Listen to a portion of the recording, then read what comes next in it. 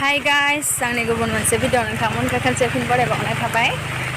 ओमफ्राय जों दा नै दखानाव थांगासिनो, दिनै अखाबो हाबाय थादों।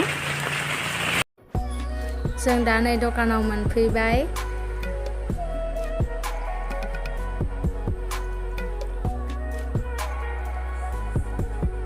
दखानावहाय जोङो आलु, दालि, पियाज, मयदा बायदिसिना लांनो नागिरदों।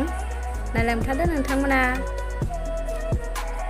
ओमफ्राय जों दा नै पुरि बनायनो लादों रुमावनो आरो रोङाब्लाबो। नायलांथारदो जों माबायदि जायो। ओमफ्राय दिनैनि भिडिअआ एसेनोसै। बाय बाय, गोदान भिडिअ लोगो मोनफिनसिगोन।